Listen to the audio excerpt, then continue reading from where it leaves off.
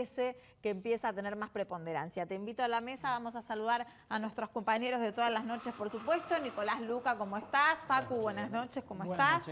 Y vamos a darle la bienvenida también a Daniel Lipovetsky, que es diputado nacional de PRO. Va a pasar a ocupar una banca en la Cámara Baja de la provincia de Buenos Aires en la próxima gestión.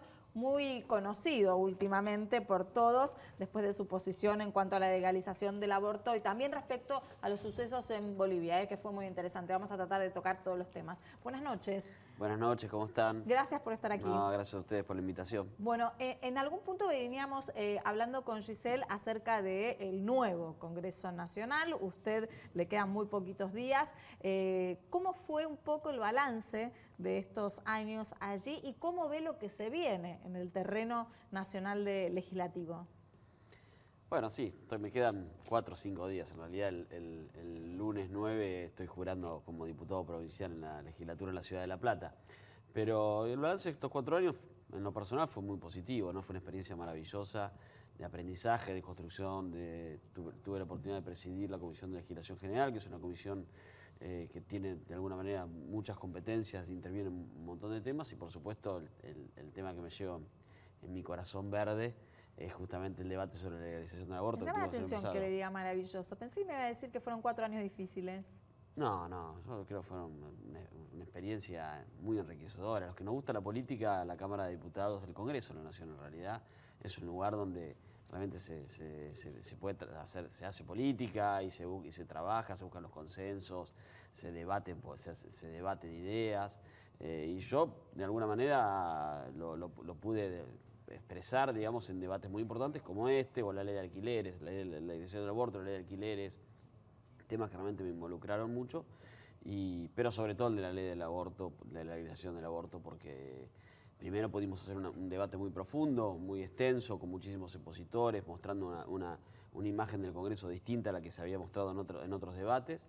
Y después, por supuesto, todo el proceso de aprobación de la media sanción, que fue de alguna manera muy importante, que un tema que más allá de que luego el Senado lamentablemente lo rechazó, es un tema que ha quedado ya instalado en la discusión en la sociedad. Cuando yo veía en el debate presidencial, sobre todo el de Santa Fe, a los candidatos a presidentes hablando de este tema, cuando hace 4 años el tema del aborto no había aparecido ni siquiera en el debate presidencial, uno se da cuenta cuánto impactó todo el trabajo que venimos haciendo, más allá de que es una lucha que vienen llevando adelante las mujeres desde hace muchos años, que es un proceso que se va dando, sobre todo creo en este siglo, el siglo XXI, que es el siglo, creo, de la igualdad de derechos, y en ese marco es un proceso que viene siendo liderado por las mujeres y muy bien liderado por las mujeres, donde los hombres de alguna manera venimos siendo los aliados de esa lucha y creo que es el rol que tenemos que ocupar. ¿Y cree que en la próxima gestión ahora en el nuevo Congreso Nacional va a salir? Yo soy muy optimista, sobre todo porque hay un presidente que tiene una posición personal, que es Alberto Fernández, que asume el 10 de diciembre, en los próximos días, y que tiene una posición personal a favor de la legalización del aborto, y eso de alguna manera marca una expectativa importante. Después, por supuesto, hay que trabajar para lograr los votos necesarios, que es algo que nosotros hicimos y trabajamos mucho, sobre todo en la Cámara de Diputados. Cuando arrancamos ese debate el año pasado, en marzo, al principio no teníamos los votos, hicimos todo un trabajo de convencimiento, con elementos, con un debate muy profundo, y eso fuimos logrando la adhesión de otros diputados. Hecho, Alberto, me parece que es lo que hay que hacer el año que viene también. Confirma en algún punto a Ginés González García al mando de Salud. Recordemos que igualmente cuando Ginés González García era ministro de Salud en la gestión de Cristina Kirchner, primero promovió toda la ley de los genéricos, los medicamentos genéricos, y cuando quiso avanzar un poco más y quiso meterse en la legalización del aborto, lo mandaron de embajador a Chile. Quizás ahora en esta nueva era más albertista lo logra. No sé, ¿usted habló en algún momento sobre estos temas con Ginés, que fue un gran impulsor del tema? Sí, con Ginés he hablado muchas veces, porque aparte fue uno de los que participó en el debate que hablábamos. Nosotros en el debate que tuvimos el año pasado, que pasaron más de 700 expositores, participaron 3 ministros de salud, dos exministros de salud del gobierno del kirchnerismo, digamos, Ginés González García y Daniel Golián, y también nuestro ministro, digamos, Adolfo Rubinstein, y los 3 coincidieron en cuanto que la legalización del aborto implicaba una mejora en la materia de salud pública de las mujeres en la Argentina, y eso fue un aporte muy importante justamente para el debate que estábamos dando.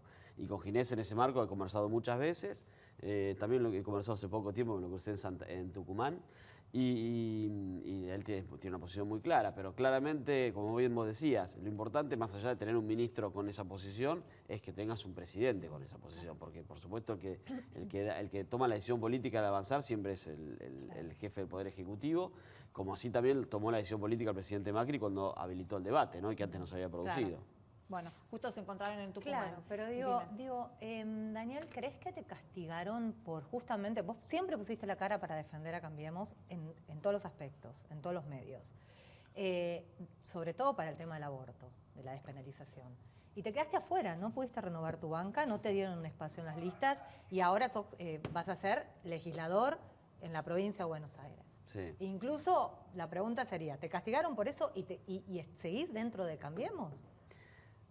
No, la verdad que creo que uno no puede hablar de un castigo cuando de alguna manera le dan la posibilidad de seguir representando a los bonaerenses. Yo hoy los represento en el Congreso Nacional, a partir del 10 lo voy a representar en la legislatura provincial, porque soy diputado nacional por la provincia de Buenos Aires. Pero sí, tampoco tengo claro cuáles fueron las razones por las cuales no tenía la posibilidad de renovar, que yo lo creía que era importante no tanto en lo personal, más allá de las aspiraciones personales que todos tenemos, sino porque por supuesto estos 4 años de experiencia, todo el trabajo de consenso que yo había hecho y que lo sigo teniendo, tengo un gran diálogo con la oposición, con la actual oposición, que ahora va a ser oficialismo, pero en ese momento un gran diálogo con la oposición y que es muy importante en este marco nosotros teníamos claro que ganara quien ganara esta elección, nadie iba a tener la mayoría en el Parlamento, en la Cámara de Diputados, por lo tanto los diputados que de alguna manera tenemos un trabajo en la búsqueda de consensos, podíamos aportar a lograr las leyes que el oficialismo o el gobierno iba a necesitar. Entonces desde ahí me parecía que era importante poder renovar. Pero bueno, la decisión la toman, por supuesto, la toma el presidente, el jefe de gabinete, y nunca me dieron una explicación concreta de por qué había sido, así que no debería presumir que fue por un castigo, pero la verdad que las razones por las cuales no renové no las sé. Nico. Gustavo recién planteaba la importancia de la postura de Ginés, la postura de Alberto Fernández. Sin embargo, cuando uno va al Senado, que es vital, pongo este ejemplo puntual, el caso de la legalización del aborto, pero pareciera que fuera a ser la regla para todas las leyes que se vayan a tratar. Cristina designó a personas de su extrema confianza, pero que casualmente tienen posturas muy conservadoras, que dependen de provincias, y representan a provincias que son muy conservadoras, incluso una de ellas se ha declarado públicamente como pro-vida. ¿Cómo va a ser esa dinámica política? ¿Cómo vislumbra usted que va a ser esa dinámica política entre un Alberto Fernández que dice ser progresista y una Cristina que en los hechos coloca a personas de confianza que son conservadores al momento de sancionar leyes? Bueno, ese es el gran desafío que tiene el Frente de Todos, es un frente muy diverso, como también lo tuvo Cambiemos, que también fue un frente diverso, ¿no? en sus orígenes y en sus representaciones. Pero creo que el gran desafío que tiene Alberto justamente es eso, primero mantener unido a ese frente y luego conciliar las posiciones. Yo creo de todas maneras que el Senado, al ser la Cámara que representa a las provincias y donde cada provincia está representada en forma igualitaria, de alguna manera, sobre todo el norte de la Argentina, tiene unas posiciones sobre este tema, sobre el aborto, bastante más, digamos, en contrarias que en la zona, que el centro y que el sur del país. Y en ese marco me parece que la representación es válida que pueda tenerle una provincia que tenga una posición distinta o en contra de la legalización, pero después cada senador vale un voto igual. Entonces, en ese marco, me parece que lo que hay que hacer es, en caso que se logre la media sanción, primero en la Cámara de Diputados, cuando pase al Senado, es trabajar en una estrategia para justamente hacerle entender a los senadores, sobre todo que hay senadores que tienen una posición no tan firme, que realmente lo que uno busca cuando busca la legalización de la interrupción voluntaria del embarazo, no es obligar a una mujer a hacerse un aborto, todo lo contrario, sino que la mujer que lo quiera hacer, lo pueda hacer de forma segura y amparada por el Estado, y no que digamos, esté condenada a hacer un aborto clandestino. Entonces, en ese marco me parece que ese es el trabajo que hay que hacer. Y creo que planteando una buena estrategia, digamos, de convencimiento, de traer muchos participantes al debate, de traer fundamentación, digamos, científica, jurídica, seguramente se van a conseguir los votos para lograr la legalización. Facu. ¿Y qué esperan lo que va a ser su nuevo rol, diputado, en la provincia de Buenos Aires, con Kicillof como gobernador, pero también seguramente muchos temas se van a tocar y van a tener que consensuar porque ninguno tiene mayoría absoluta. En ese sentido, ¿qué espera, digamos, que le depare a partir del 10 de diciembre? Bueno, estamos recién acomodándonos, ¿no? Un poco acostumbrándonos a ver cómo funciona la legislatura provincial. Es una legislatura bicameral, pero tampoco tenemos muy claro también cómo va a ser el equipo que va de Axel. No sabemos el gabinete todavía cuál va a ser, pero creo que lo que tenemos que hacer nosotros en el rol de oposición es aportar a la gobernabilidad. Nosotros hasta el 10 de diciembre, como oficialismo, nos quejamos muchas veces de cierto sector de la oposición que hacía oposición radicalizada o oposición por la oposición misma. No toda la oposición, pero sí algún sector. Si nos quejamos de eso, ahora cuando nos toca ser oposición a nosotros, no deberíamos hacer lo que nos quejábamos y por lo tanto creo que tenemos que aportar a la gobernabilidad, acompañar las leyes que ayuden a que los bonaerenses estén mejor, por lo menos en el caso de la legislatura. Y creo que uno de los puntos principales que creo que en mi caso particular yo lo voy a acompañar al gobernador Kicillof, va a ser el luchar para lograr una mejora en el reparto de los impuestos comparticipables que recibe la provincia de Buenos Aires, que claramente viene siendo discriminada desde hace muchos años. La gobernadora María Eugenia Vidal ha logrado un gran avance cuando logró la actualización del Fondo del Conurbano Bonaerense, un enorme avance después de años de estar congelado, pero esa lucha hay que continuarla, hay que mantenerla y seguramente ahí va a encontrar al gobernador Kicillof en un aliado, por lo menos en mi caso, para ayudarlo a que eso se logre. Diputado, alrededor de su figura, ¿no? Uno encuentra un legislador general, si bien es por parte de un partido, con cierta independencia, con ciertas pautas diferentes al resto del bloque, que en algún punto, bueno, se vio solo en muchas oportunidades en la gestión que le tocó estar. ¿Cuál es el futuro de Daniel Lipovetsky inmediato a nivel partidario, ¿no? ¿Con quién se identifica? Porque encima también, usted lo reconfirma, se lleva muy bien con la gente del Frente de Todos. Entonces, ¿hay alguna posibilidad de que usted se corra de Juntos por el Cambio, que usted esté más independiente? ¿Quién es su referente político? No, bueno, yo estoy enfocado en asumir mi banca, como dije, en la legislatura y trabajar dentro del bloque de Frente de Cambiemos o como digamos de una frente Juntos por el Cambio, digamos como se vaya a llamar, porque todavía no está claro cuál va a ser el nombre, pero en ese marco voy a trabajar en ese sentido. De todas maneras, creo que mi buena relación con el Frente de Todos tiene que ver justamente con el trabajo que hicimos de búsqueda de consensos, de diálogo y creo que poder aportarlo también en la legislatura. Ese por lo menos es el objetivo en lo inmediato. ¿Y su referente político quién sería? Bueno, ¿Va a seguir siendo Mauricio Macri? Yo, a ver, al pasar a trabajar más en la provincia de Buenos Aires, pues seguramente voy a seguir trabajar más cercanamente con María Eugenia Vidal, que es creo quien debe ser justamente por ser a partir del 10 de diciembre una ex gobernadora, creo que tiene que tener un rol importante en el marco de liderazgo de la oposición o de Juntos por el Cambio a partir del 10 de diciembre, más allá de que creo que hay que ampliar la mesa de toma de decisiones a nivel nacional y a nivel provincial. Parece que uno de los factores de la derrota, y hay que empezar a hacer un balance de por qué se perdió las elecciones a nivel nacional, ha sido justamente la cerrazón en el proceso de toma de decisiones del gobierno, sobre todo en los últimos años, y que eso se vio también, digamos, también en las decisiones partidarias. Y me parece que ahora hay que cambiar eso, hay que ampliar la mesa, hay que incorporar otros cuadros políticos a la mesa, hay que sumar, por supuesto, a María Eugenia Vidal, a Horacio Rodríguez Larreta, quien no puede dudar, quien ha sido el jefe de gobierno que ha logrado la elección más amplia, el triunfo más amplio en la historia de la ciudad, que es autónoma. Me parece que ese es el marco. Pero en la provincia de Buenos Aires en particular seguramente trabajaremos con María Eugenia Vidal. Emilio Monzó tuvo hace poco declaraciones fuertes, haciendo un balance, su balance, en su rol de presidente de la Cámara de Diputados, pero fue un balance que por momentos sonó a un pase de facturas al vínculo que tuvieron a nivel partidario y la mesa de toma de decisiones del Poder Ejecutivo. Algo se deslizó recién, pero si tuviera que hacer un balance de estos 4 años en lo que tiene que ver con lo que Monzó llamaría la rosca, ¿qué balance hace de la gestión política de Cambiemos?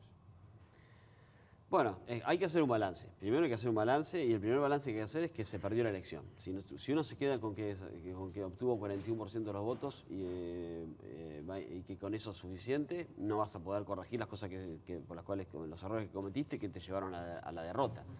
Entonces, primero que partir de esa base, se perdió la elección, yo soy bilardista y por lo tanto me gusta ganar. Cuando se pierde hay que reconocer que se perdió. Y a partir de ahí ver cuáles fueron los factores. Claramente para mí hay 2 o 3 seguramente, después más a largo plazo vamos a tener más elementos para considerar, pero te diría que primero por supuesto la economía, sin lugar a dudas, eso es innegable, pero también creo que la falta de una construcción política. Cuando la economía no funciona, y en este país claramente la historia nos marca que hay muchos gobiernos que no les han funcionado los planes económicos, la construcción política te puede ayudar a ser competitivo en una elección. Ahora, si no tenés ninguna de las dos cosas es mucho más difícil y terminás perdiendo la elección, como nos pasó a nosotros. Entonces, desde ahí creo que el balance en cuanto a la construcción política fue deficiente, sobre todo porque no nos escucharon los que planteábamos de hace varios años. Monzó fue la voz más importante, pero hubo otros que lo acompañamos, como yo, de que había que ampliar Cambiemos hacia sectores del peronismo y que no se produjo. Y cuando se incorporó a Miguel Ángel Pichetto, te diría que era tarde, porque cuando uno incorpora una figura política, no se incorpora solamente por lo que es esa figura, sino porque lo que puede de alguna manera en la construcción política incorporar al espacio. Claramente, si vos lo incorporás faltando 2 meses para la elección, no hay tiempo. Claro. Teniendo en cuenta esto que estás diciendo, ¿no? Sabiendo que tenés línea directa con Alberto Fernández, que te elogió en muchas de tus decisiones, como lo de condenar el golpe de Estado a Bolivia, concretamente, ¿no? Tenés origen peronista, lo has dicho. Si te ofrecieran un cargo en el gobierno que viene, ¿lo aceptarías? Es algo que no está en análisis porque no ha existido, digamos. Es algo para analizar que no existe, por lo tanto no lo tengo hoy en mi cabeza como factor de análisis. Pero no lo descartás. Es que no, es hablar sobre algo que no ha ocurrido. Por supuesto que hoy vos ves al frente de todos, que creo que el gran desafío del gobierno entrante de Alberto justamente es su armado del gabinete para tratar de conformar a todos los sectores. Por lo tanto, yo creo que él está más enfocado en lograr dar respuesta a todos los requerimientos de sus propios sectores internos que estar pensando en incorporar figuras externas. Así que me parece que no va a existir esa. No, pero de hecho lo hizo Marco Labaña al INDEC. Bueno, tiene que ver también con pero Marco tiene que ver con la incorporación también de Roberto, ¿no? Pero también se reunió con Alfonsín. Más allá de que Marco es una gran incorporación para el gobierno, me parece que es una buena También se decisión. reunió con Alfonsín hace poco. ¿No tuviste ninguna propuesta, aunque sea para juntarse a tomar un...? Sí, he conversado con él, porque me lo crucé también en Tucumán cuando fue la asunción del gobernador Mansur, así que ahí conversamos, charlamos de política. Yo lo conozco a él en realidad de los programas de televisión, ahí nos conocimos hace muchos años ya, cuando él dejó de ser jefe de gabinete, y debatíamos con la luz prendida de la cámara, pero cuando terminamos el programa después seguíamos hablando fuera de cámara, porque es un hombre muy apasionado por la política, igual que yo, así que de ahí construimos una relación que hoy la tengo, y por supuesto cuando nos encontramos en Tucumán hablamos de política, sin lugar a dudas, ¿no? ¿Y no te dio ningún guiño para decir vení para nuestras filas? No, pues insisto, él está, me parece, hoy enfocado en su armado y es lógico que eso ocurra. Facu. Daniel, avanzando un poquito en lo que va a ser alguno de los temas que va a resolver Fernández a partir del 10 de diciembre, fuiste el impulsor en su momento de la ley de alquileres, que ya tiene media sanción.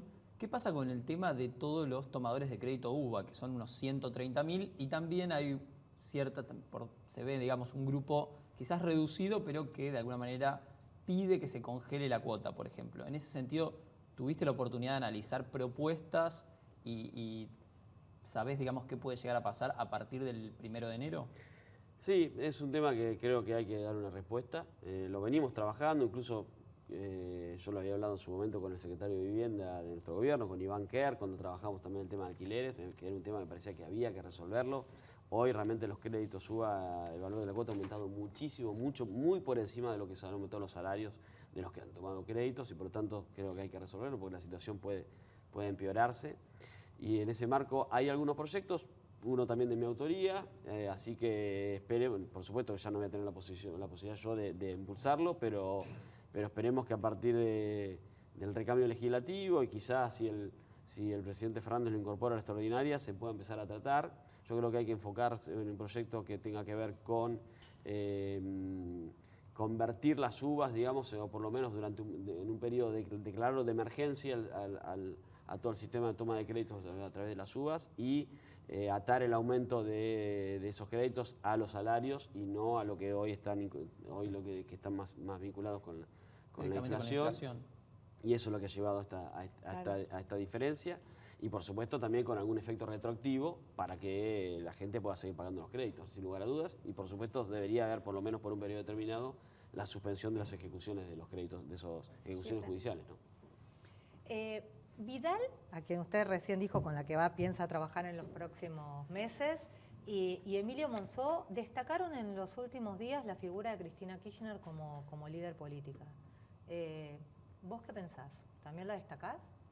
Bueno, es innegable, ¿no? Quien ha gobernado el país 8 años y ahora ha logrado ser electa vicepresidenta con un rol fundamental en esa construcción, es una figura política que no se la puede dejar de destacar.